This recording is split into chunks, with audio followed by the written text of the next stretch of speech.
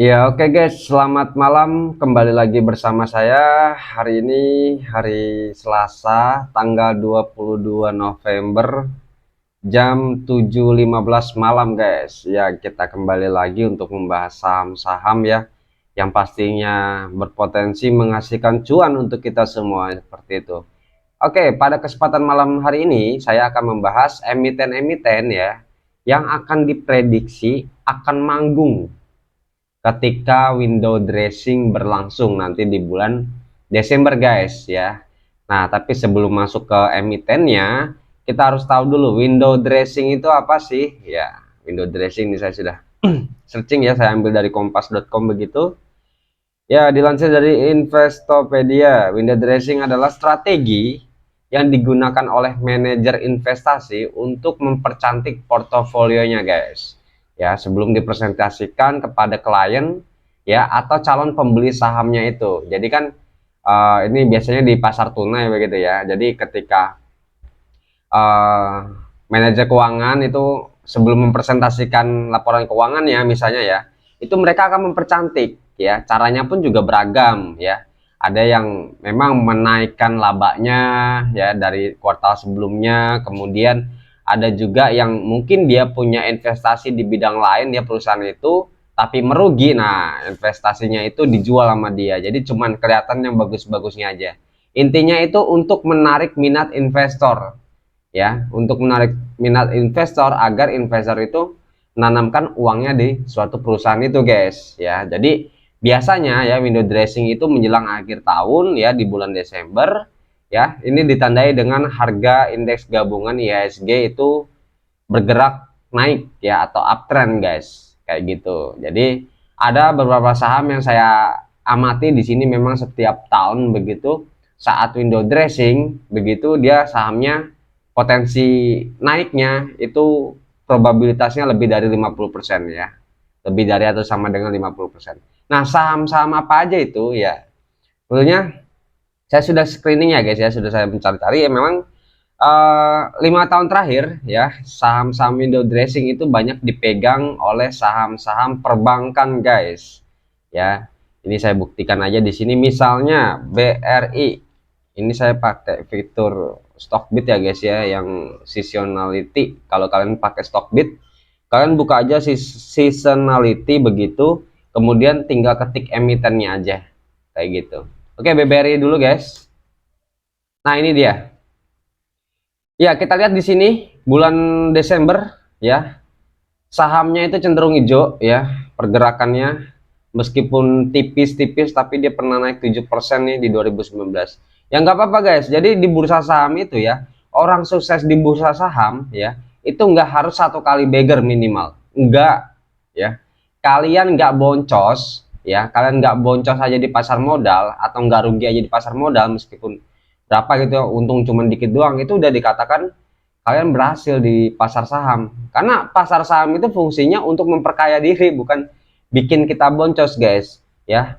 Mungkin dari kalian ada yang cuannya kecil 5% doang, ya nggak apa-apa, nggak harus beggar guys ya, nggak harus beggar gitu loh. Kalian pun juga bisa dikatakan berhasil kalau memang cuannya cuma 5% aja kayak gitu. Yang penting nggak boncos itu guys ya.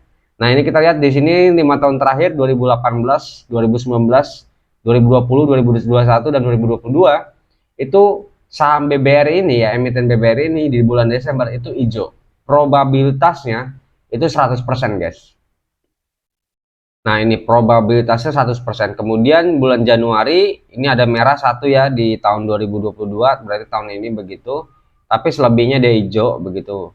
Nah, kalau bagi kalian yang mau entry di BBRI, ya BBRI ini juga salah satu saham perbankan yang keuangannya bagus, kemudian dividen yieldnya gede, kayak gitu. Jadi rekomendasinya adalah ya ini saham ini layak untuk diinvestasikan begitu. Tapi kembali lagi ke keputusan Anda ya.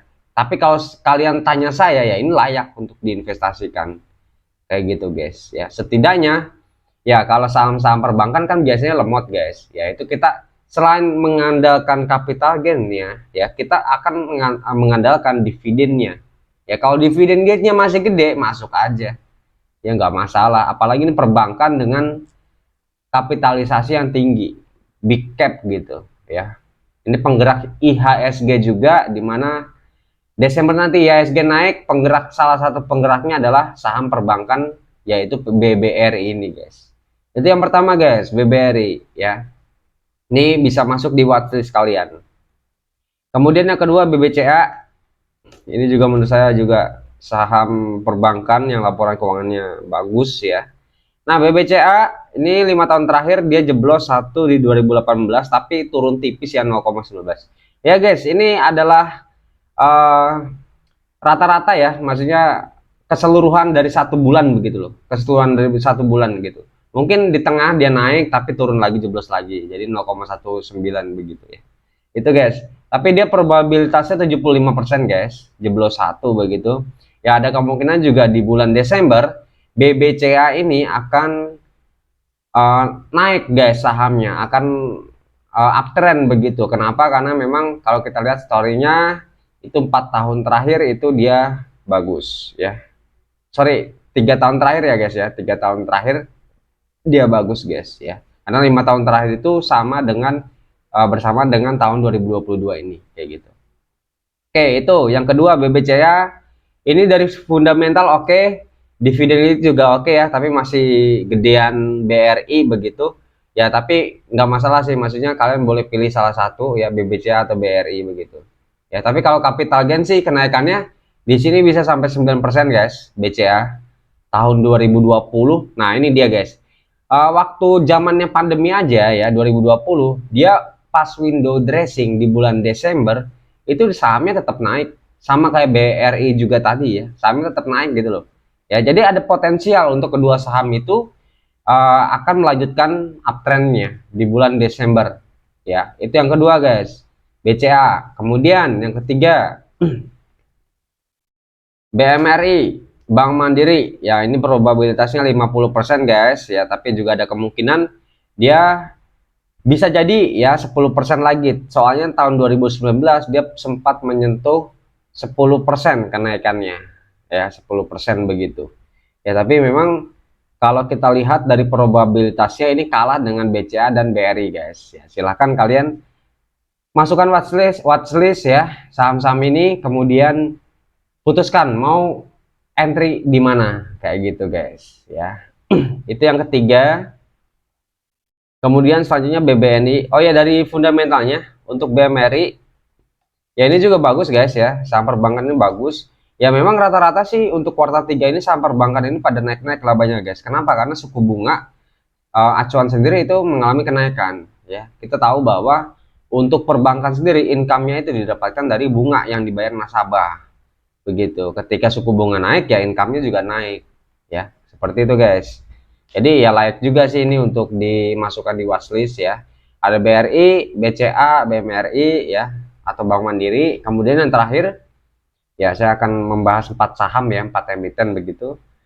Dan semuanya itu adalah perbankan guys. Ini saham paling aman, apalagi bagi pemula ya, atau mungkin bagi kalian yang sedang menyusun ulang portofolionya seperti saya guys ya, batu bara semua begitu. Saya juga sudah mulai diversifikasi begitu ke saham-saham defense seperti saham perbankan kayak gitu. Saya juga udah mulai entry cicil di BRI guys ya, di BRI. Oke, kemudian terakhir BBNI ya. BBNI sama probabilitasnya seperti BCA guys, 75% seperti itu. Kalau kita lihat di 4 tahun terakhir berarti ya guys ya, karena 2022 itu belum muncul di Desember ya. Dia sempat merah di tahun 2021 tapi merahnya tipis 0,74 kayak gitu ya.